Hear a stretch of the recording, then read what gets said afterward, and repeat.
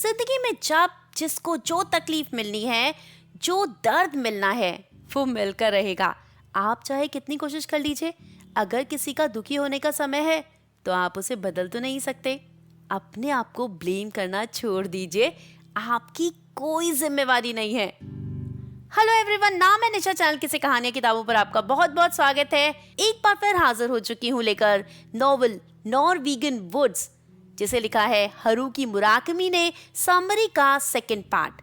ये नॉवल जो कहानी है टोरू वॉटनब की, कहानी है नाइको की, कहानी है मडोरी काबयाशी की। ये कहानी जो कि बैक में चल रही है, टोरू वॉटनब की कहानी। टोरू वॉटनब जो कि एक बार फिर जर्मनी में पहुंच चुका है।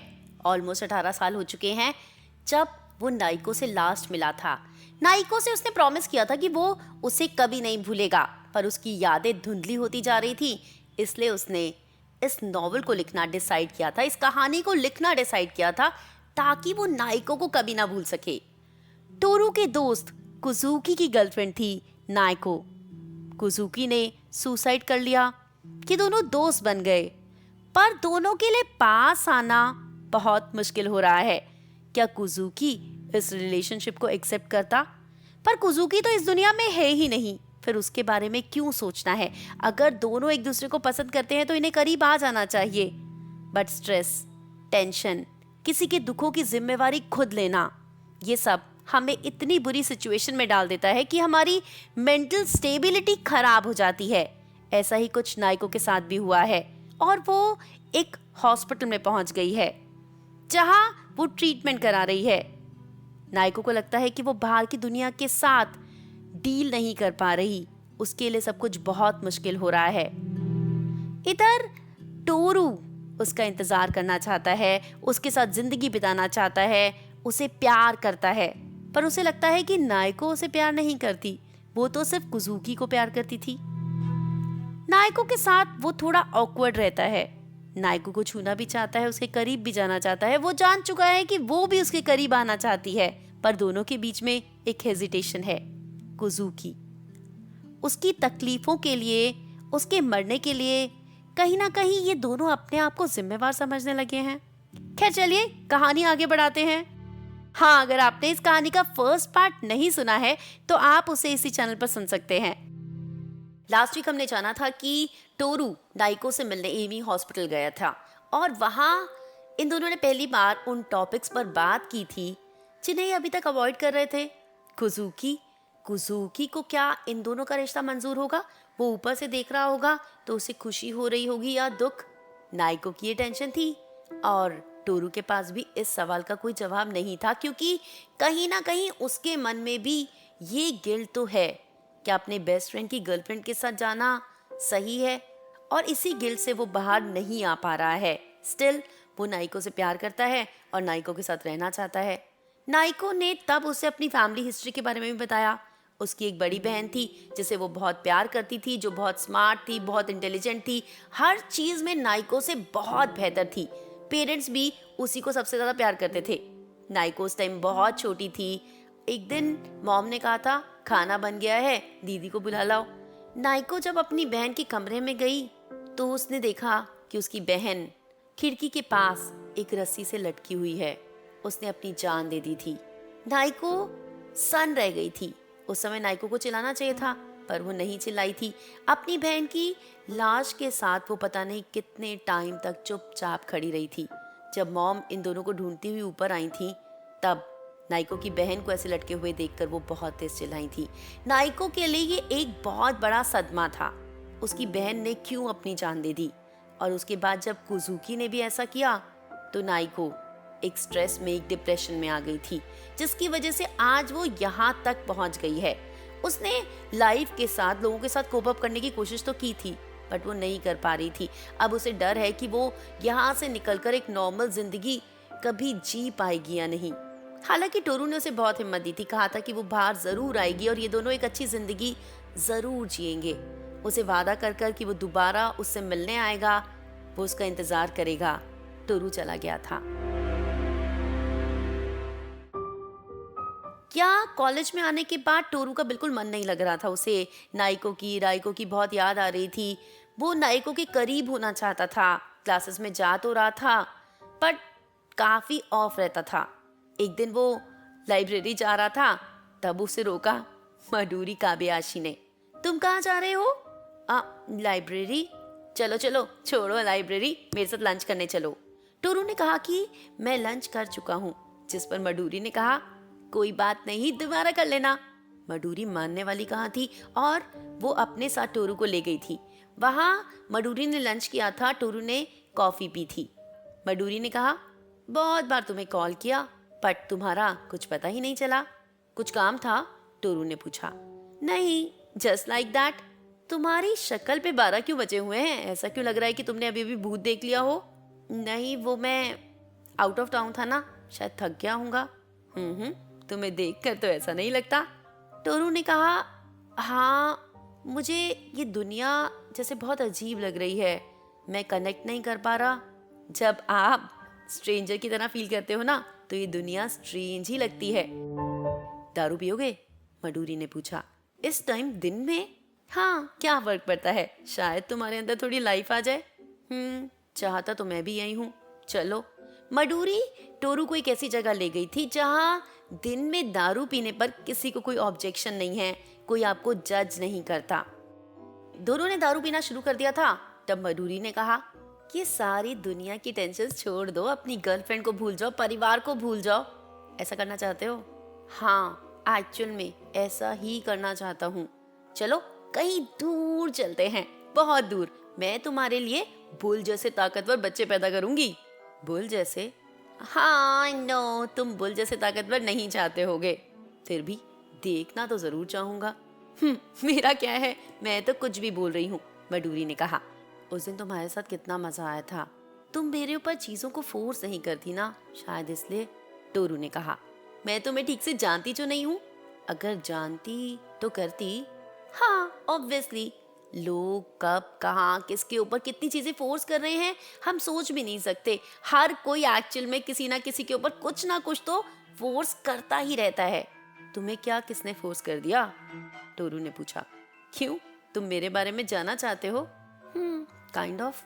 ये क्या जवाब हुआ? मैंने पूछा तुम मेरे बारे में जानना चाहते हो?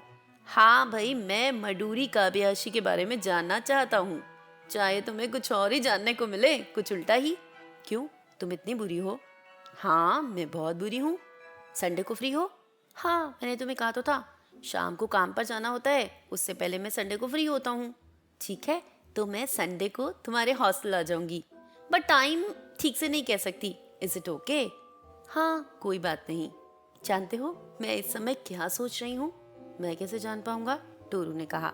मैं सोच रही हूँ काश हम दोनों इस समय कमरे में होते, बेड पर होते, तुम मेरे कपड़े उतार रहे होते और मैं तुम्हें रोकती, पर तुम मानते नहीं। नहीं, मैं तो मान जाता। आई नो, ये इमेजिनेशन है, टोको मत। आई मीन, मैं मना करती कि मेरा बॉयफ्रेंड है, मैं ये सब कुछ नहीं कर सकती टोरू, पर तुम बिल्कुल भी ना मानते। ओ माय गॉड, तुम ये सब सोच रही हो और मुझे बता भी रही हो। क्या लड़की हो तुम। तो क्या हुआ? तब मडूरी ने बिल दिया और टोरू और मडूरी बाहर आ गए। उसके बाद तुम क्या करते जानते हो? अपने भी कपड़े उतार देते। यार मडूरी, तुम ये सब कुछ सोच रही हो ठीक है, बट मुझे बता भी रही हो। पता है अभी मुझे क्या मन कर रहा है? पेड़ पर चढ़ने का। बट आसपास कोई पेड़ नहीं था जिस पे मडूरी चढ़ सके। टोरू ने कहा हार्ड लक। ओफो, मुझे घर जाकर डिनर बनाना है, मुझे घर जाना होगा। टोरू ने कहा ठीक है, मैं भी अपने हॉस्टल जाता हूँ। जानते हो अभी मैं क्या सोच रही हूँ? अब क्या? टोरू ने कहा काश हमें गुंडे पकड़ लें और हम दोनों के कपड़े उतारकर हमें एक दूसरे की तरफ मुंह कर वो बांध दें और कहें कि 1 घंटे के बाद तुम्हें मैं समुद्र में फेंक दूंगा, तब तक जो करना है कर लो, हम दोनों फुल एंजॉय करें। मडूरी, तुम क्या लड़की हो। थैंक गॉड आज तो मुझे मिली, अब मुझे थोड़ा बेहतर लग रहा है। देखा, मेरे साथ रहोगे तो तुम्हारा अच्छा ही होगा। चलो अब मैं चलती हूँ। ये कहकर मडूरी अपने घर चली गई थी और टोरू हॉस्टल आ गया था। संडे को सुबह सुबह 9 बजे ही मडूरी टोरू के हॉस्टल पहुंच गई थी, दुनिया की सबसे छोटी स्कर्ट पहनकर। वो बॉयज हॉस्टल में एक छोटी सी स्कर्ट पहनकर बैठी है तो ऑब्वियसली लड़के उसी को देखेंगे। जब टोरू आंख मचलता हुआ आया था तो उसने कहा था, तुम इतनी जल्दी आ गई? मडूरी ने कहा, हाँ अभी तक तुम तैयार भी नहीं हुए। टोरू ने कहा, मुझे 5 मिनट दो। उसकी स्कर्ट देखकर टोरू भी हैरान हो गया था। जब टोरू रेडी होकर आया तो मडूरी ने कहा, यहाँ तुम्हारे हॉस्टल के सारे लड़के मेरे लेग्स को ही देख रहे हैं। टोरू ने कहा, इतनी छोटी स्कर्ट पहनोगी तो लड़कों की क्या गलती? लड़के क्या हमेशा इसी सब के बारे में सोचते हैं? अगर वो मैंस्टरबेट करते हैं तो वो किसी पर्टिकुलर लड़की के बारे में सोचते हैं या किसी के भी बारे में सोचते हैं? टोरू ने कहा, यार तुम सुबह सुबह फिर शुरू हो गई। तुम्हारे पास और कोई बात नहीं होती? ये सवाल तुम मुझसे क्यों करती हो? मडूरी ने कहा, तो और किससे करूं? मुझे जानना है, मैं क्यूरियस हूँ। तुम अपने बॉयफ्रेंड से क्यों नहीं पूछती? वो गुस्सा हो जाता है, कहता है कि अच्छी लड़कियां इस तरह की बातें नहीं करती। वो बिल्कुल ठीक कहता है, पर मुझे जानना है ना, बताओ ना, तुम क्या सोचते हो जब मैंस्टरबेट करते हो? हाँ, किसी ना किसी लड़की के बारे में तो सोचता ही हूँ। मेरे बारे में कभी सोचा है? नहीं। क्यों? क्यों? क्या मैं स्मार्ट नहीं? तुम हो स्मार्ट, बट मैं तुम्हें उस तरह से नहीं देखता। तुम मेरी दोस्त हो और मैं तुम्हें इस सब में इन्वॉल्व नहीं करना चाहता। पर मैं चाहती हूँ, अगली बार करोगे तो मुझे इमेजिन करना, प्रॉमिस करो। बोलो। टोरू मडूरी की इन स्टूपिड बातों से बहुत परेशान हो गया था। पर उस दिन उसने मडूरी का एक दूसरा रूप भी देखा था। मडूरी उसको ले गई थी हॉस्पिटल जहाँ उसके डैड एडमिट थे। टोरू ने पूछा, तुमने तो कहा था कि मेरे डैड मुझे छोड़कर चले गए हैं। मैंने झूठ कहा था, उन्हें एक्चुअल में ब्लड कैंसर है। हफ्ते में 3 दिन मडूरी की बहन हॉस्पिटल आती थी, 4 दिन मडूरी जाती थी। ये लोग गवर्नमेंट हॉस्पिटल में थे जहाँ नर्सेस के पास और भी बहुत काम होता था, तो इन्हें यहाँ पर आकर पेशेंट को देखना होता था, उसे खाना खिलाना होता था। और मडूरी हफ्ते में 4 दिन ये करती थी। वो अपने पापा को बहुत प्यार से नर्स करती थी, उन्हें खाना खिलाती थी, उन्हें दवाई देती थी। वो उस दिन टोरू को अपने साथ वहीं ले गई थी। टोरू ने जब मडूरी को ये सब करते हुए देखा तो वो काफी ओवरवेल्म हो गया था। उसने मडूरी को कहा था कि तुम जाकर थोड़ी देर बाहर घूमाओ, फ्रेश एयर ले लो, मैं यहाँ तुम्हारे डैड का ध्यान रखूंगा। मडूरी ने कहा था, आर यू श्योर? टोरू ने कहा था, हाँ मैं करना चाहता हूँ। मडूरी के जाने के बाद टोरू ने देखा था वहां पर 3 बड़े बड़े खीरे रखे थे। अब कौन पेशेंट खीरे खाता है, पर मडूरी की बहन ने वहां लाकर रखे थे। टोरू को भूख लगने लगी तो उसने वो खीरे खाना शुरू कर दिया। जब मडूरी के डैड ने ये देखा तो उन्होंने इशारा किया। टोरू ने एक खीरा डिप में डालकर उसके डैड को खिलाना शुरू किया। वो जो अच्छे से खाना नहीं खा रहे थे, कुछ नहीं खा रहे थे, उन्होंने पूरा खीरा खा लिया, खाना भी खा लिया। उसके बाद वो सो गए। टोरू बैठा रहा। थोड़ी देर के बाद मडूरी आई, दोनों ने चाय पी। मडूरी ने पूछा कि मेरे डैड ने कुछ कहा तो नहीं। उन्होंने टोरू को टूटी फूटी आवाज में ये कहा था कि वो मडूरी का ध्यान रखे। मडूरी ने पूछा, तो तुमने क्या कहा? मैंने हाँ कह दिया। टोरू ने कहा, ओह तो तुमने उन्हें प्रॉमिस किया है तुम मेरा ध्यान रखोगे? टोरू ने कहा, मुझे ठीक से कुछ समझ नहीं आ रहा था, मैंने जस्ट उन्हें खुश करने के लिए हाँ कह दिया था। मडूरी हंसने लगी। उसके बाद टोरू वापस हॉस्टल आ गया। टोरू ने मडूरी को प्रॉमिस किया था कि अगले संडे वो हॉस्पिटल आएगा उसके पापा की टेक केयर करने। बट अगले संडे हॉस्पिटल आने का मौका उसे नहीं मिला क्योंकि फ्राइडे को ही मडूरी के फादर की डेथ हो गई। मडूरी ने कॉल करके उसे बताया था। टोरू ने पूछा था, मैं आता हूँ, कोई हेल्प चाहिए तो? मडूरी ने कहा था, नहीं, हमें फ्यूनरल्स अरेंज करने की प्रैक्टिस हो चुकी है, हमें कोई फर्क नहीं पड़ता और मैं नहीं चाहती कि तुम मेरे फादर के फ्यूनरल पर आओ क्योंकि मैं उस सब में तुम्हें इन्वॉल्व नहीं करना चाहती। मैं खुद तुम्हें कॉल करूंगी, तुम मेरे कॉल का इंतजार करना। टोरू आज संडे को बहुत ज्यादा बोर हो रहा था, बहुत अकेला महसूस कर रहा था। तब उसने एक बार फिर नायको को लेटर लिखा था। उसमें लिखा था मडूरी के बारे में, उसके फादर के बारे में, कैसे उसके दिमाग में उनकी एक इमेज छप गई है कुकम्बर खाते हुए। कैसी कैसी चीजें हमें हमेशा के लिए याद रह जाती हैं। उसने नायको को लिखा था कि वो उसे बहुत मिस कर रहा है, उसके करीब होना चाहता है, उसे अपने साथ चाहता है।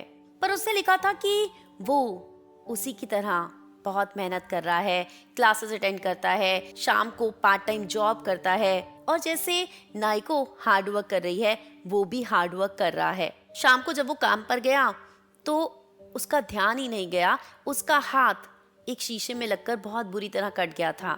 ओनर उसे डॉक्टर के पास ले गया था, बैंडेज करवा दी थी, बहुत डिजी महसूस कर रहा था। तब ओनर ने कहा था कि तुम घर चले जाओ। बहुत बोर हो रहा था, अकेला महसूस कर रहा था, इसलिए अपने दोस्त नागासावा के रूम में चला गया था। नागासावा ने बताया था कि उसने सिविल सर्विस एग्जाम क्लियर कर लिया है, वो जल्दी ही यहाँ से दूर चला जाएगा। उसके रूम में बहुत सारी चीजें थी, फ्रिज था, टेलीविजन था, हॉट प्लेट थी। उसने कहा था कि जब मैं चला जाऊंगा तो जो चीजें तुम्हें चाहिए तुम मेरे रूम से ले सकते हो। टोरू ने पूछा था तुम्हारी गर्लफ्रेंड? तब नागासावा ने कहा था मैं तो जर्मनी चला जाऊंगा, अब उसके बारे में सोचूं या अपने करियर के। टोरू ने कहा था बट तुम्हें उसके बारे में भी तो सोचना ही चाहिए। नागासावा जो एक बहुत प्रैक्टिकल इंसान है, वो किसी के इमोशंस की कदर नहीं करता। उसके लिए अपनी लाइफ, अपना करियर सबसे ज्यादा इंपॉर्टेंट है। खैर वो टोरू को ट्रीट देना चाहता है, उसे डिनर पर लेकर जाना चाहता है। तब उसने टोरू को कहा कि वो अपनी गर्लफ्रेंड के साथ जाएगा, वहीं टोरू भी इन दोनों के साथ चले और वो लोग एक अच्छा सा डिनर करेंगे। ये ट्रीट नागासावा की होगी। टोरू हेजिटेट कर रहा था पर वो उन दोनों के साथ डिनर के लिए चला गया था। याद आ रही थी कुजुकी की, कैसे वो कुजुकी और नाइको के साथ ऐसे ही घूमने जाता था। नागासावा की गर्लफ्रेंड है हशुमी। हशुमी जो एक बहुत स्मार्ट, बहुत एलिगेंट, बहुत डाउन टू अर्थ इमोशनल लड़की है। नागासावा के टाइप की तो बिल्कुल भी नहीं है। वो टोरू को बहुत पसंद करती है, उसे टोरू बहुत अच्छा लगता है और हमेशा वो टोरू को कहती है मेरी बहुत सारी फ्रेंड्स हैं, तुम्हारे साथ मैं किसी ना किसी को फिट कर ही दूंगी, तुम एक बार हाँ तो कहो। टोरू हमेशा मना करता है। नागासावा कहता है हशुमी की खुशी के लिए ही कर लो, पर टोरू जानता है कि वो किसी के साथ भी फिट नहीं हो पाएगा। वहीं नागासावा और हशुमे के बीच में आर्ग्यूमेंट हो जाता है। नागासावा जो आए दिन किसी न किसी नई लड़की के साथ जाता रहता है, उसके साथ नाइट स्पेंड करता है। हशुमी उसे नहीं रोकती, वो उसे बहुत ज्यादा प्यार करती है। पर कब तक आप किसी की बेवफाइयों को सहते रहोगे? हशुमी ने कहा था क्यों क्यों तुम्हारे लिए मैं इनफ नहीं हूँ? जिस पर नागासावा ने कहा था इनफ की बात नहीं होती, ये लड़कों में होता ही है, ये हमारी एक अलग हंगर होती है जिसे हमें सेटिस्फाई करना होता है। उसने टोरू की तरफ देखकर पूछा था क्या तुम भी ये सब करते हो? नागासावा ने कहा था हाँ और क्या, टोरू बहुत बार मेरे साथ जाता है, but I am sure Toru को ये सब कुछ पसंद नहीं होगा। टोरू ने कहा था हाँ एक्चुअली मुझे इतना पसंद नहीं है। पर नागासावा ने कहा ऐसा कुछ नहीं है, ये मेरे साथ जाता है, एंजॉय करता है, हम लोग डबल डेट पर जाते हैं, हम पार्टनर्स भी स्वैप करते हैं। हशुमी ने कहा तुम जो कर रहे हो, पर टोरू जैसे अच्छे इंसान को उसे क्यों स्पॉइल कर रहे हो, उसे क्यों अपने साथ लेकर जाते हो? और वहीं से आर्ग्यूमेंट काफी ज्यादा बड़ा होता जा रहा था। टोरू को लग रहा था मैं क्यों आ गया हूँ यहाँ पर बिल देने के बाद जब नागासावा अपनी गर्लफ्रेंड हशुमी को घर छोड़ने के लिए जाने के लिए बोलने लगा तो हशुमी ने मना कर दिया। उसने कहा कि अभी मैं तुम्हारे साथ नहीं जाना चाहती। रात को अकेले हशुमी को कैसे भेजे? तब हशुमी ने कहा कि ठीक है टोरू मुझे छोड़ आएगा। टोरू नहीं जाना चाहता था पर हशुमी को अकेले छोड़ भी नहीं सकता था। नागासावा ने टोरू को सॉरी कहा था कि मैंने तुम्हें इस सिचुएशन में डाल दिया, उसके लिए I am really very sorry. Toru Hashumi के साथ कैब में बैठ गया था। हशुमी से बहुत स्मार्ट, बहुत सुंदर लड़कियां नागासावा को मिल सकती थी, पर इस लड़की में कुछ अलग, कुछ स्पेशल बात थी। टोरू ने पूछा था तुम्हारे घर चलें? हशुमी ने कहा नहीं। टोरू ने कहा ड्रिंक? हशुमी ने हाँ कह दिया था। उसके बाद ये दोनों एक जगह पर बैठे थे, दोनों ने ड्रिंक किया था और फिर पूल खेलने चले गए थे। हशुमी जो बहुत अच्छा पूल खेलती है, उसने टोरू को 2-3 गेम्स हरा दिए थे। टोरू के हाथ में बैंडेज था इसलिए भी शायद वो अच्छा नहीं खेल पा रहा था। और 2 गेम्स के बाद उसे याद आई थी अपने दोस्त कुजुकी की। मरने से पहले उसने और कुजुकी ने पूल ही तो खेला था। हाथ में बॉल लग गई थी, बहुत दर्द हो रहा था। तब हशुमी ने कहा था कि मेरी वजह से तुम्हें ये सब कुछ हुआ, इसलिए प्लीज मेरे साथ घर चलो, मैं तुम्हारा बैंडेज चेंज कर देती हूँ। हशुमी उसे अपने घर ले गई, बैंडेज चेंज किया बहुत एफिशिएंटली। टोरू ने कहा तुम इतनी सारी चीजों में इतनी ज्यादा परफेक्ट कैसे हो, तुम्हें सब कुछ इतना अच्छे से कैसे आता है? जिस पर हशुमी ने कहा कि मैंने पहले नर्स का कोर्स भी किया हुआ है। टोरू हशुमी के लिए बहुत सॉरी फील कर रहा था। उसने उससे पूछा था तुम नागासावा को छोड़ क्यों नहीं देती? जिस पर हशुमी ने कहा तुम्हें ऐसा लगता है कि मुझे उसे छोड़ देना चाहिए? टोरू ने कहा हाँ, क्योंकि वो तुम्हारे इमोशंस की कदर नहीं करता। नहीं जानता क्यों पर आज मुझे ऐसी फीलिंग आ रही है कि अगर मेरी कोई बड़ी बहन होती तो शायद तुम्हारे जैसी होती। हशुमी काफी ओवरवेल्म हो गई थी, पर उसने टोरू को कहा था, मैं नागासावा को नहीं छोड़ सकती क्योंकि मैं उसे बहुत प्यार करती हूँ। वो चाहे कुछ भी गलत करे, मैं उसे माफ कर दूंगी। मैं उसके बिना नहीं रह सकती। टोरू अगर आज सोचता है तो उसे लगता है कि वो लड़की इतनी अच्छी थी, किसी ना किसी को उसकी मदद करनी चाहिए थी। नागासावा तो एक बहुत घटिया लड़का है ही, पर टोरू ने भी तो उसके लिए कुछ नहीं किया। नागासावा के जर्मनी जाने के बाद हशुमी ने शादी कर ली थी और 2 साल बाद ब्लेड से अपना हाथ काट लिया था। ये बात उसे नागासावा ने ही लेटर लिखकर बताया था। लिखा था कि हशुमी के जाने के बाद ऐसा लग रहा है कि कुछ टूट गया है, कुछ खत्म हो गया है। मुझे भी बहुत दुख हो रहा है उसके जाने का।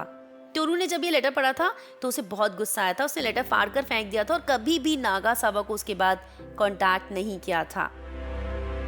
खैर उस दिन वहां से वो वापस आ गया था। अगले दिन नागासावा उसे मिला था। उसने बताया था कि उसने हशुमी के साथ पैचअप कर लिया है। तुमने उसे मुझे छोड़ देने को कहा था। टोरू ने कहा, और क्या, उसके जैसी लड़की के साथ तुम जस्टिस तो नहीं कर रहे हो। संडे फिर से आ गया था। मडूरी का कोई फोन नहीं आया था।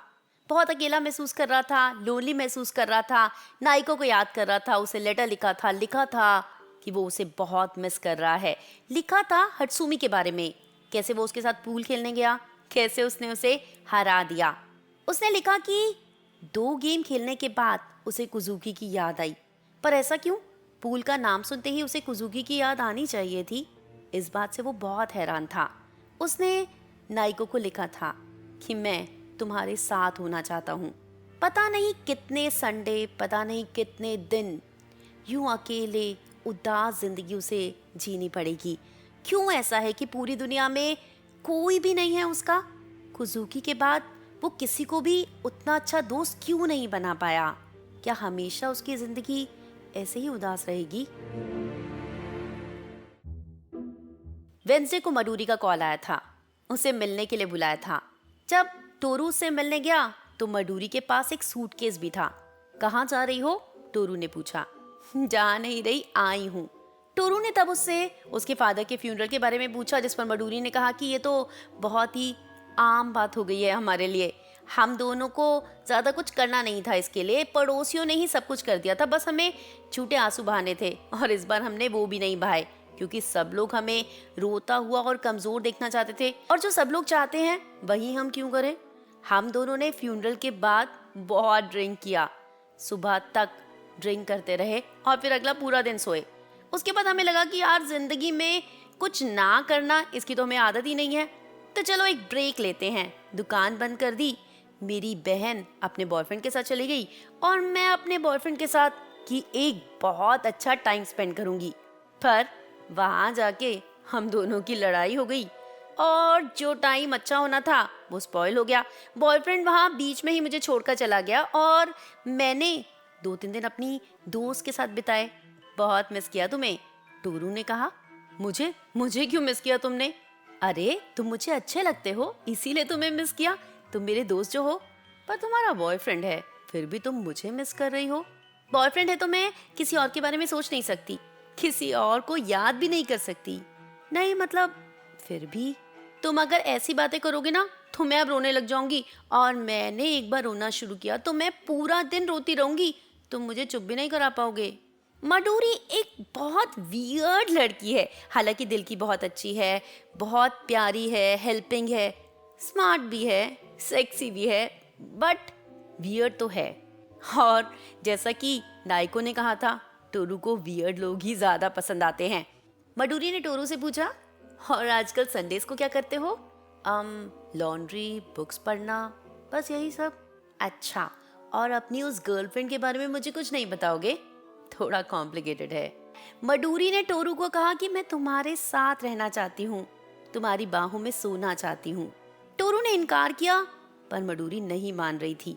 टोरू ने कहा कि मुझे हॉस्टल पहुंचना है, वहां भी प्रॉब्लम क्रिएट हो सकती है। जिस पर मडूरी ने कहा, मैं बहुत अकेली हूँ, बहुत लोनली। तुम मुझे छोड़कर चले जाओगे तो मैं पूरी रात यहीं सड़क पर बैठी रहूंगी, और जो भी मुझे आकर पूछेगा उसी के साथ सोने चली जाऊंगी।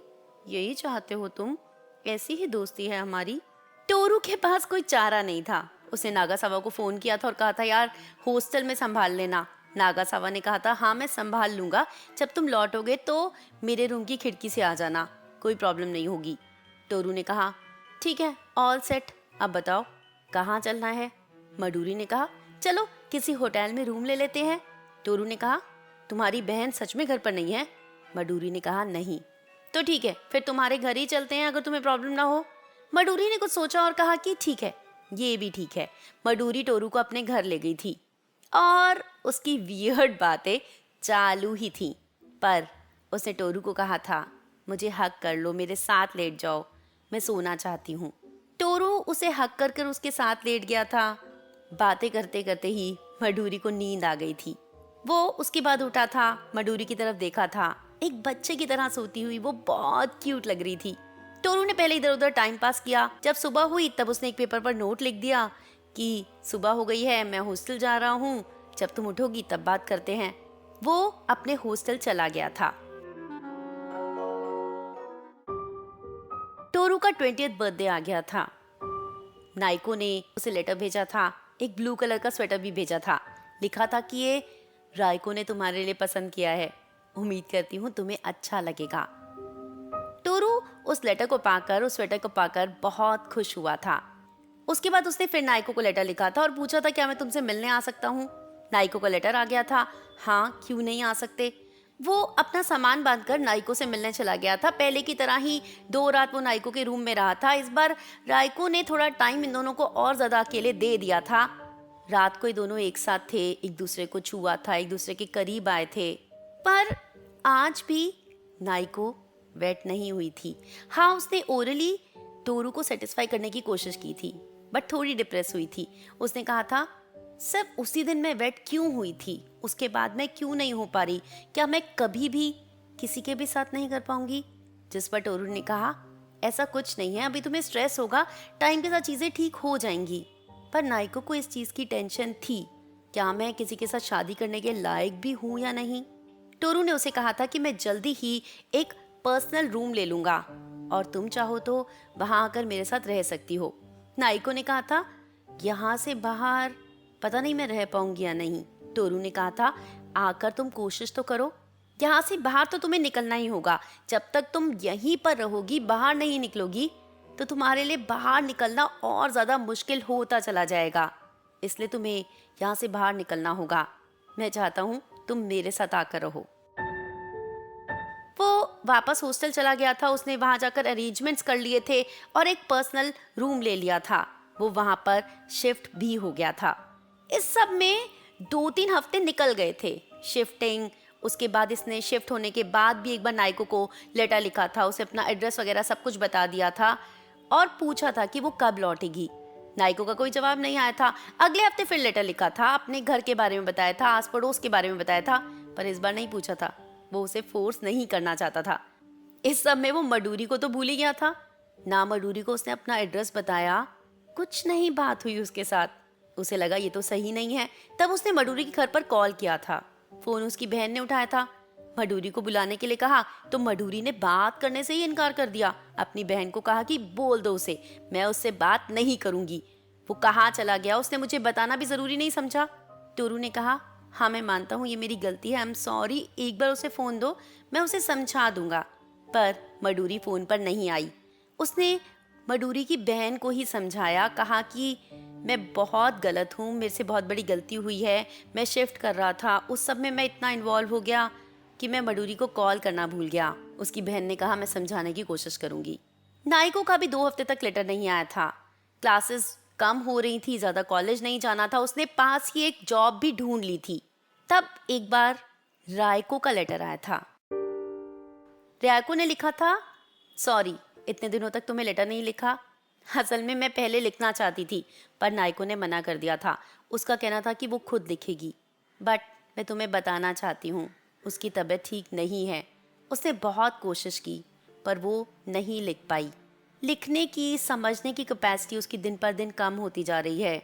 मुझे लगा था उसकी सिचुएशन बेटर होगी, पर अब उसकी सिचुएशन वर्स हो रही है। I am sorry to tell you Toru, पर उसके लिए तुम्हारे जाने के बाद चीज़ें और मुश्किल हो गई हैं। वो बहुत कंफ्यूज रहती है, कभी भी वो रोने लगती है। वो यहाँ के लोगों के साथ ही डील नहीं कर पा रही। मैं जानती हूँ तुम उसे अपने साथ चाहते हो, तुमने पूरी कोशिश की है, बट नायको के लिए बाहर आ पाना बहुत मुश्किल लग रहा है। ये लेटर पढ़ने के बाद टोरू बहुत उदास हुआ था। उसने कितनी एक्सपेक्टेशन रखी थी कि नायको ठीक हो जाएगी। वो 2 बार नायको से मिलने गया, ऐसा तो उसे नहीं लगा कि नायको की सिचुएशन खराब हो रही है। फिर आखिर क्या रीज़न है, क्यों नायको बेटर नहीं हो पा रही? अगले दिन मडूरी का भी लेटर आया था। उसने टोरू को मिलने के लिए बुलाया था। जब टोरू मडूरी से मिलने पहुंचा तो मडूरी ने कहा, तुम्हें क्या हो गया है? ये क्या हड्डियों का ढांचा बन गए हो? ऐसा तो कुछ नहीं है, मैं बड़ा हो गया हूँ, जिम्मेवारियां आ गई हैं। जिम्मेवारियां? ऐसी क्या जिम्मेवारियां आ गई? या फिर अपनी उस गर्लफ्रेंड के साथ कुछ ज्यादा ही? ना, 6 महीने हो गए हैं, नो गर्ल विद मी। 6 महीने? Are you sure? या क्यों? तो उस दिन जब तुम मुझे मेरे घर में सुला रहे होगे तब भी बहुत टाइम हो गया होगा, तुम्हारा मन कर रहा होगा। टोरू ने कहा, हाँ kind of. Oh my God Toru, अगर तुम मुझे बोलो ना कि मडूरी अभी मेरे साथ चलो तो मैं हाँ कह दूंगी। ये मत सोचो कि मैं तुम्हें सिड्यूस कर रही हूँ। I just like you like anything. तुम मेरे लिए एक बहुत अच्छे फ्रेंड की तरह हो। तुम्हारे साथ मैं बहुत सेफ फील करती हूँ। मुझे कोई टेंशन, कोई डर नहीं लगता तुम्हारे साथ। टोरू हंसने लगा। मडूरी ने टोरू के साथ बहुत सारी बातें की। उसके बाद उसने कहा कि मुझे घर जाना है, बहन के साथ किसी फ्रेंड के घर जाना है। तब टोरू ने कहा ठीक है। टोरू ने उसे स्टेशन तक छोड़ दिया। तब मडूरी ने टोरू के हाथ में एक पेपर रख दिया और कहा कि घर जाकर इसे पढ़ना। टोरू ने ट्रेन में ही उस पेपर को खोलकर पढ़ा। मैंने नया हेयर स्टाइल बनाया था, बिल्कुल अलग, पर तुमने नोटिस भी नहीं किया। तुम्हें तो शायद ये भी याद नहीं होगा कि मैंने कौन से कपड़े पहने थे। मेरी बातें भी तुम ठीक से नहीं सुन रहे थे। मुझे अपनी बहन की किसी फ्रेंड के घर नहीं जाना। मैंने सोचा था तुम मुझे इनवाइट करोगे अपना नया घर देखने के लिए, पर तुमने किया ही नहीं। मैं तो साथ में अपने कपड़े और टूथब्रश भी लाई थी। सोचा था कि रात तुम्हारे घर में स्पेंड करूँगी, बट इट्स ओके टोरू, मुझे हर्ट हुआ है, मुझे बुरा लगा है। तुम अगर मेरे ऊपर बिल्कुल भी ध्यान नहीं दे पा रहे हो तो छोड़ो, कोई फायदा नहीं है। अगली बार जब तुम मुझसे मिलोगे मुझसे बात मत करना। I don't want to talk to you anymore. Toru ने स्टेशन पर उतरकर मडूरी के घर कॉल किया, पर कॉल किसी ने नहीं उठाया। वो घर पहुंचा तब भी कॉल किया, तब भी किसी ने फोन नहीं उठाया। सैटरडेज और संडेज को वो बहुत बोर होता है, इसलिए उसने एक जॉब ढूंढ ली। एक इटालियन रेस्टोरेंट में उसे जॉब मिल भी गई। अगले दिन फिर से उसने मडूरी के घर पर कॉल किया। कॉल बहन ने उठाया। कहा कि मडूरी कल से नहीं आई है और वो बहुत परेशान है। क्या टोरू जानता है वो कहाँ गई होगी? टोरू तो सिर्फ इतना जानता था कि उसके बैग में कपड़े और टूथब्रश हैं। कहाँ गई होगी नहीं पता था। 2-3 दिन के बाद टोरू को मडूरी अपनी क्लास में दिखी थी। उसने मडूरी से जाकर बात की थी। कहा था कि मैं तुमसे बात करना चाहता हूँ। मडूरी ने कहा था पर मैं तुमसे बात नहीं करना चाहती। मडूरी ने उससे बात करने के लिए बिल्कुल मना कर दिया था। टोरू ने बहुत कोशिश की थी। मडूरी ज़्यादातर अपनी फ्रेंड्स के साथ ही दिखाई देती थी, कभी अकेली नहीं होती थी। जब भी वो उससे बात करने जाता वो वहाँ से चली जाती। टोरू इन दिनों बहुत अकेला हो गया था। उसका कोई दोस्त भी नहीं था। अब ना वो मडूरी के पास जा सकता था, ना नाइको के पास जा सकता था, और नागासावा वो भी तो अभी आना ही है। इटालियन रेस्टोरेंट में जहाँ वो काम करने जाता था वहाँ एक लड़के से बातचीत शुरू हो गई थी। वो लड़का वो भी अकेला था, गर्लफ्रेंड से परेशान था, रिलेशनशिप छोड़ना चाहता था, छोड़ नहीं पा रहा था। दोनों थोड़ा टाइम एक साथ स्पेंड कर लेते थे। टोरू नाइको को लेटर लिखता रहता था पर कोई जवाब नहीं आता था। तब एक बार राइको का जवाब आया था। उसने लिखा था कि सॉरी तुम्हें पहले नहीं बताया, पहले लेटर नहीं लिख पाई, पर नाइको की तबीयत खराब होती जा रही थी। उसकी मॉम यहाँ आई थी और फाइनली सबने डिसाइड किया कि नाइको को एक रियल हॉस्पिटल में शिफ्ट कर दिया जाए। जब वो थोड़ा बेटर हो जाएगी तब उसे यहाँ ले आएंगे। तुम नाइको को लेटर्स लिख सकते हो। उसने नाइको का एड्रेस भी वहाँ लिख दिया था। मुझे भी लिख सकते हो, मैं तुम्हें नाइको की कंडीशन बताती रहूंगी। टोरू बहुत ज़्यादा लोनली फील कर रहा था। उसने नाइको को लेटर्स लिखे, राइको को लेटर्स लिखे, मडूरी को लेटर्स लिखे। मडूरी को लिखा कि उसके बिना वो बहुत अकेला है, वो उसे बहुत मिस कर रहा है। लिखा कि वो एक इटालियन रेस्टोरेंट में काम कर रहा है, वहाँ पर उसने बहुत अच्छी स्पेगेटी बनानी सीखी है, वो मडूरी को बनाकर खिलाना चाहता है। तब एक दिन वो क्लास में गया था और मडूरी उसके साथ आकर बैठ गई थी। लंच करने चलोगे? टोरू ने हाँ कहा था। ये दोनों लंच करने गए थे। टोरू ने उसे कहा था कि मैं तुम्हारे बिना बहुत अकेला था, सच कह रहा हूँ, उस टाइम मैं बहुत डिप्रेस था, बहुत ज़्यादा टेंशन में था और मैं तुमसे ठीक से बात नहीं कर पाया। I know I am late, but ये हेयर स्टाइल तुम्हारे ऊपर बहुत सूट कर रहा है। मडूरी ने कहा छत पर चलें। खाना खाकर ये लोग रेस्टोरेंट की छत पर चले गए थे। बारिश आ रही थी, दोनों के हाथ में छाते थे, कोने में बैठ गए थे। तब मडूरी ने कहा तुमने कभी सोचा है कि इन 2 महीनों में मैंने तुम्हें कितना मिस किया होगा? नहीं, तुम तो मुझसे गुस्सा थी और मुझसे बात नहीं करना चाहती थी। देखा, नहीं सोचा ना, सिर्फ अपने बारे में सोचा। मैं तुमसे बात करने के लिए मरी जा रही थी। मैंने तुम्हें बताया था मैं तुम्हें कितना पसंद करती हूँ। फिर मुझे लगा कि थोड़े दिन बात ना करना ही ठीक होगा। तुम में और उसमें मुझे डिसीजंस लेने थे। आई नो वो एक बहुत अच्छा इंसान है, मेरी ज़िंदगी में पहला इंसान वो आया था, उसने मुझे बहुत कुछ दिया है, बट तुम्हारी एक स्पेशल जगह है मेरी ज़िंदगी में। मैं तुम्हें बहुत पसंद करती थी टोरू। मैंने उसे ये बात बताई थी। तब उसने कहा कि मुझे तुमसे बात नहीं करनी चाहिए और अगर मैं तुमसे बात करूंगी तो मुझे उसके साथ ब्रेकअप करना होगा। और फिर तुमने क्या किया? टोरू ने पूछा। मैंने उसके साथ ब्रेकअप कर दिया। क्या? क्यों? टोरू, तुम क्या इंसान हो? मैं तुम्हारे साथ बैठकर तुम्हें ये बात बता रही हूँ, तुम्हें समझ नहीं आता? मैं तुमसे प्यार करती हूँ टोरू, मैं तुम्हें अपनी जिंदगी में चाहती हूँ। बट मडूरी, मेरे लिए बहुत मुश्किल है। क्यों? तुम्हारी उस गर्लफ्रेंड की वजह से? तुम अपनी गर्लफ्रेंड के साथ अभी रह रहे हो क्या? टोरू ने कहा नहीं, तुमने उसके साथ सिर्फ एक बार, 1 साल से भी ज्यादा हो चुका है। उसके बाद तुम उससे मिले भी नहीं? नहीं, 2 बार मिला हूँ, पर मेरी जिम्मेवारी है उसकी तरफ, मैं उससे मुंह नहीं मोड़ सकता। आई नो, बट ये मेरे लिए बहुत मुश्किल है। टोरू, मैंने अभी अभी तुम्हारे सामने अपने प्यार का इजहार किया, कम से कम मुझे हक तो कर सकते हो। टोरू ने मडूरी को हक कर लिया था। मैं एक रियल लड़की हूँ, मेरे अंदर खून दौड़ रहा है, मैं स्मार्ट हूँ, मैं ब्यूटीफुल हूँ, मैं इंटेलिजेंट हूँ, हाँ थोड़ी वियर्ड हूँ, पर मैं एक अच्छी लड़की हूँ, तुम्हारी सारी बातें मानूंगी। मेरे पापा मेरे लिए ट्रस्ट फंड भी छोड़ कर गए हैं। मेरे पास सब कुछ तो है टोरू, अगर तुम मुझे नहीं अपनाओगे तो मैं किसी और के साथ चली जाऊंगी। इस तरह मुझे मत छोड़ो। I understand Madhuri, even I love you from the bottom of my heart. तुम्हारे बिना की ज़िंदगी मेरे लिए भी बहुत मुश्किल हो रही थी, बट मुझे थोड़ा टाइम चाहिए। तुम मुझे प्यार तो करते हो ना? हाँ ठीक है, मैं तुम्हारे ऊपर ट्रस्ट करती हूँ, मैं तुम्हारा इंतज़ार करूँगी। पर हाँ, एक बात याद रखना, जब मैं होंगी तो सिर्फ मेरे बारे में सोचना। तुम मेरे साथ कुछ भी कर सकते हो, बस मुझे हर्ट मत करना। बहुत तकलीफ़ें सही हैं ज़िंदगी में और तकलीफ़ें नहीं सहना चाहती। मैं तुम्हारा इंतज़ार करूँगी Toru. I love you. Toru ने मडूरी को बाहों में भर लिया था। दोनों बिल्कुल गीले हो चुके थे, एक दूसरे की बाहों में समा जाना चाहते थे। तब टोरू ने कहा उधर छत के नीचे चले। मडूरी ने कहा मेरे घर पर कोई नहीं है, यहाँ रहेंगे तो ज़रूर बीमार हो जाएंगे। कि दोनों मडूरी के घर चले गए थे। दोनों ने शावर लिया था, चेंज कर लिया था, कॉफ़ी पी रहे थे। तब मडूरी ने पूछा था कुछ अपने बारे में बताओ। टोरू ने कहा अपने बारे में क्या? आई मीन तुम्हें क्या चीज़ें पसंद नहीं है? टोरू के लिए सोच पाना भी बहुत मुश्किल था। चिकन, वो बाबर्स जो बहुत ज़्यादा बातें करते हैं। मेरे बारे में कुछ? मडूरी ने पूछा। तुम्हारे बारे में? तुम्हारे बारे में तो मुझे सब कुछ पसंद है। तुम जो कपड़े पहनती हो, जैसे तैयार होती हो, जो बातें करती हो, जो खाना बनाती हो, एवरीथिंग। मतलब तुम मुझ में कुछ भी बदलना नहीं चाहते? मेरा बॉयफ्रेंड तो मुझ में हमेशा कमियां ही निकालता रहता था। नहीं, तुम जैसी हो मुझे बहुत अच्छी लगती हो। ये दोनों फिर एक दूसरे की बाहों में आ गए थे। मडूरी अभी कुछ नहीं करना चाहती जब तक टोरू अपनी गर्लफ्रेंड के साथ चीजें सॉर्ट आउट नहीं कर लेता।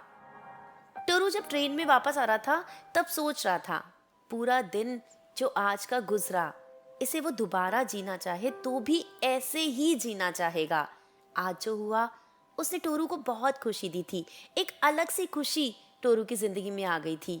हाँ, वो मडूरी से प्यार करता है, बहुत टाइम से वो इस बात को अवॉइड कर रहा था, क्योंकि वो किसी को तकलीफ नहीं दे सकता, वो नायको को दुखी नहीं देख सकता, वो उसके साथ धोखा नहीं कर सकता, इसलिए वो ये बात एक्सेप्ट करने से भी डर रहा था। पर सच यही है, वो मडूरी से प्यार करता है। कैसे कहेगा ये बात नायको को? नायको को ये बात कहना सही नहीं होगा। क्या करे, किससे पूछे, किसकी एडवाइस ले? राइको एक ऐसा इंसान थी जो उसे सही एडवाइस दे सकती थी। तब उसने घर आकर राइको को लेटर लिखा था। मुझे बहुत बुरा लग रहा है इस लेटर को ऐसा शुरू करने में, बट मुझे मडूरी नाम की एक लड़की से प्यार हो गया है। उसने मडूरी के बारे में बहुत सारी बातें लिखी थी, उसके कैरेक्टर के बारे में, उसके नेचर के बारे में लिखा था, कैसे ये दोनों मिले, कैसे वो मडूरी को अवॉइड करता रहा और कैसे आज वो एक्सेप्ट करना चाहता है कि वो मडूरी को प्यार करता है। वो राइको से एडवाइस चाहता है कि उसे क्या करना चाहिए अपने इस नए रिश्ते का। लेटर स्पीड पोस्ट से भेज दिया था, 5 दिन के बाद रिप्लाई भी आ गया था। राइको ने लिखा था, तुम मडूरी की तरफ अट्रैक्टेड हो, इसका मतलब तुम उसे प्यार करते हो, और अगर आप किसी को प्यार करते हो तो आपको उसके साथ जस्टिस करना चाहिए। नायको को अभी तुम ये मत बताना, जब बताना ही होगा तो मैं तुम्हारे साथ आ जाऊंगी और मैं कुछ ना कुछ तरीका ढूंढ लूंगी उसे समझाने का। एक खुशखबरी ये है कि नायको की कंडीशन पहले से बहुत ज़्यादा बेहतर हो गई है, अब वो काफ़ी रिकवर हो गई है। हमें भी उम्मीद नहीं थी कि इतनी स्पीड से वो रिकवर करेगी। खैर, तुम जिसे प्यार करते हो उसके साथ ही तुम्हें ज़िंदगी बितानी चाहिए। मैं समझ सकती हूँ कि तुम नायको से भी प्यार करते हो और तुम मडूरी से भी प्यार करते हो। वो एक रियल लड़की है जो तुम्हारे साथ रह रही है, तुम्हारे इमोशंस, तुम्हारे दुख दर्द शेयर कर सकती है, और तुम्हें मडूरी के साथ जाना चाहिए। कैसे रिश्ता आगे परस्यू करना है ये तो तुम्हें खुद डिसाइड करना होगा। बट एक बात कह सकती हूँ कि नायको तुमसे बहुत इंस्पायर्ड है, और सिर्फ प्यार कर ही नहीं, वैसे भी तुम उसकी ज़िंदगी की एक बहुत बड़ी इंस्पिरेशन बन सकते हो। हमारी ज़िंदगी में खुश होने के मौके बहुत कम आते हैं, और जब जो मौका मिले उसे ग्रैब कर लेना चाहिए। दोबारा वो मौका मिलेगा या नहीं हम ये नहीं जानते। अपने आप को खुश रखने के बारे में सोचो, अपनी खुशियों के बारे में सोचो। हम खुश होते हैं तो सब सही होता है। राइको के इस लेटर के तुरंत बाद ही दूसरा लेटर भी आ गया था। नायको अब इस दुनिया में नहीं थी। नायको ने सुसाइड कर लिया था। ये लेटर पढ़ने के बाद टोरू बिल्कुल टूट गया था। फ्यूनरल के लिए गया था, वापस टोक्यो आने की हिम्मत उसमें नहीं थी। आखिर ये सब कुछ क्यों हुआ? नायको तो रिकवर हो रही थी, फिर उसने अपनी जान क्यों दे दी? टोरू के उस लेटर के बाद ही क्या टोरू ने उसके साथ गलत किया? टोरू की जिंदगी जैसे बिल्कुल अपसाइड डाउन हो गई थी। नायको के जाने के बाद वो बिल्कुल बिखर गया था, ना किसी से बात करना चाहता था, ना इस जगह पर रहना चाहता था, ना ये जिंदगी जीना चाहता था। वो एक बार घर लौटा था अपना सामान और पैसे लेकर। किन किन जगह पर गया वो आज ये याद भी नहीं कर सकता। सड़कों पर सोया, बीचेस पर सोया, कुछ भी खाया, पूरा पूरा दिन कुछ नहीं खाया, बस ऐसे ही भटकता रहा। सोचता रहा कि क्यों क्यों नायको ने ऐसा किया होगा।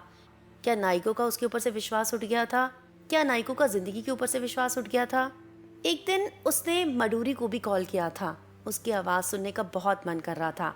मडूरी ने कहा था, तुम जानते हो टर्म शुरू हो गए हैं, कुछ टीचर एग्जाम्स के बारे में भी बात कर रहे हैं, तुम हो कहाँ?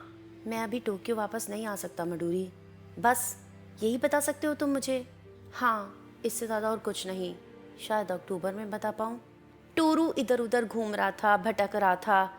उसे नायको की आवाज़ें सुनाई देती थी, जैसे वो हाथ बढ़ाकर नायको को छू सकता है। नायको सोफे पर बैठी हुई है, नायको के बाल खुले हैं, नायको ने उसे हग किया है, वो उसके करीब है, वो उससे बातें कर रही है। वो चिल्लाता था, नायको तुम कहाँ हो? जिस पर नायको की आवाज़ आती थी, इतना भी क्या हो गया टोरू, डेथ ही तो है। डेथ एक बहुत ही सिंपल चीज़ तो है, हर किसी को एक ना एक दिन मिलनी ही है। नायको के बोलने से तो ऐसे लगता है जैसे डेथ बहुत आसान चीज़ है, बहुत अच्छी चीज़ है।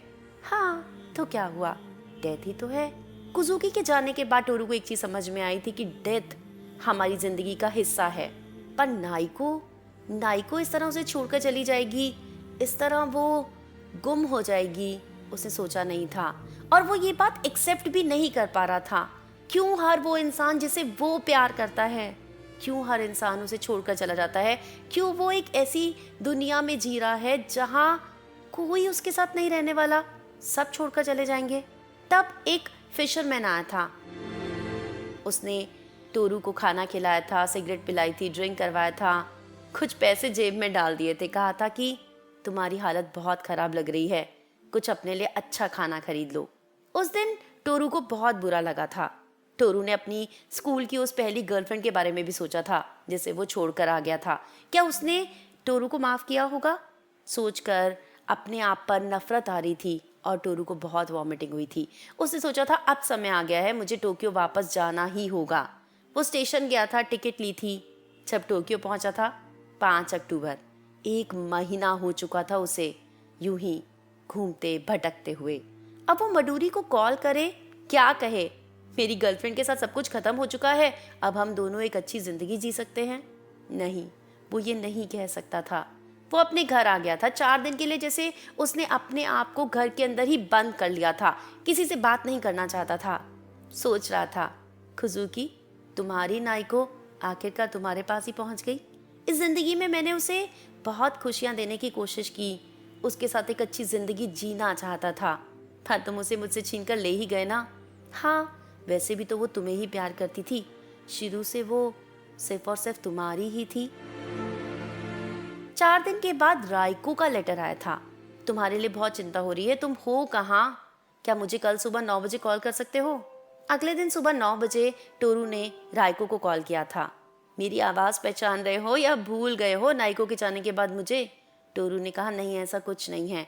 उसने बताया कि वो 2 दिन के बाद टोक्यो आ रही है, टोरू से मिलना चाहती है। टोरू ने कहा, ठीक है, मैं स्टेशन पर तुम्हें लेने आ जाऊंगा। टोरू राइको को लेने स्टेशन पर पहुंच गया था। राइको को लेकर वो अपने घर आया था। राइको, जो काफ़ी बड़ी है उससे, एक अच्छी इंसान है, वो टोरू के लैंडलॉर्ड के पास भी गई थी और उसे बताया था कि मैं टोरू की एक रिश्तेदार हूँ, 2-3 दिन के लिए टोरू के साथ रहने आई हूँ, कहीं लोग आसपास बातें ना बनाएं। टोरू की जिंदगी में लाइफ राइको ने वापस भरी थी, एक रियल लाइफ। टोरू जो अभी तक हर किसी को अवॉइड कर रहा था। राइको और उसने बैठकर बहुत सारी बातें की, नाइको के बारे में बहुत सारी बातें की। तब राइको ने उसे बताया कि उस दिन आखिर क्या हुआ था। राइको ने बताया कि नाइको की हालत काफी ठीक हो गई थी, वो वापस आ गई थी। उस दिन वो बहुत खुश थी, बहुत हंस रही थी, रात भर टोरू के बारे में ही बातें कर रही थी। अगले दिन सुबह जब राइको उठी थी तो नाइको वहां थी नहीं। एक नोट लिखा था जिस पर लिखा था, मेरे सारे कपड़े नाइको को दे देना। बहुत देर तक सब लोगों ने उसे ढूंढा था। 5 किलोमीटर दूर जाकर एक पेड़ से लटकी उसकी लाश मिली थी। उसने ये सब कुछ क्यों किया एक्चुअल में कोई भी नहीं जानता और कोई भी इसके लिए जिम्मेवार नहीं है। जो हुआ उसमें तुम्हारी कोई गलती नहीं है। नाइको ने अपने लिए खुद वो चुना था। राइको ने बताया था कि मैं नाइको के कपड़े ही पहन कर आई हूँ, तुम्हें कोई प्रॉब्लम तो नहीं है? टोरू ने कहा, नहीं, मुझे क्यों प्रॉब्लम होगी। राइको अब उस जगह से बाहर आ चुकी थी क्योंकि नाइको के बिना वो उस हॉस्पिटल में नहीं रहना चाहती थी। 8 साल से वो वहाँ रह रही थी, वो कब से ठीक हो चुकी थी, अब एक नई जिंदगी जीना चाहती थी। उसकी एक दोस्त जो एक रेस्टोरेंट चला रही थी उससे बात की थी, उसने कहा था कि तुम आ जाओ, मुझे तुम्हारी मदद चाहिए। और राइको ने डिसाइड किया था उसके पास जाने का। टोरू ने कहा था, अपनी बेटी को नहीं देखना चाहती?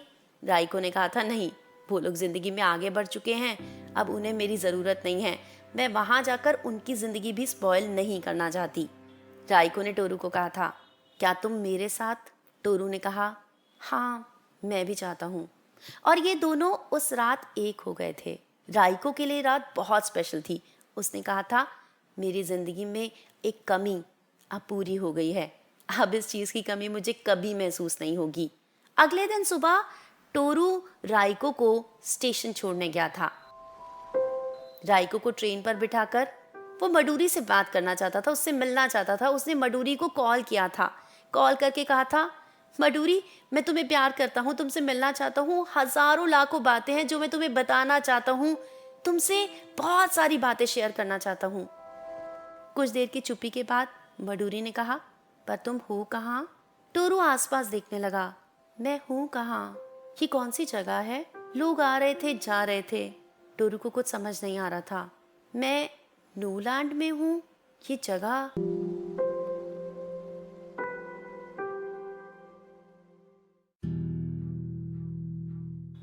पर नॉवल खत्म हो जाती है। यही है द एंड। आप सोचेंगे कि ये बड़ा अब्रप्ट है, पर ऑथर ने ये इमेजिनेशन हमारे ऊपर छोड़ी है कि हम सोचें टोरू के साथ क्या हुआ होगा। क्या टोरू मडोरी के साथ गया होगा? क्या टोरू को नाइको वाली प्रॉब्लम हो गई है? उससे भी मेंटल इलनेस हो गई है? बट मैं एक पॉजिटिव इंसान हूँ और मैं पॉजिटिव सोचना चाहती हूँ। वो इतना ज़्यादा ओवरवेल्म है कि वो कुछ समझ नहीं पा रहा।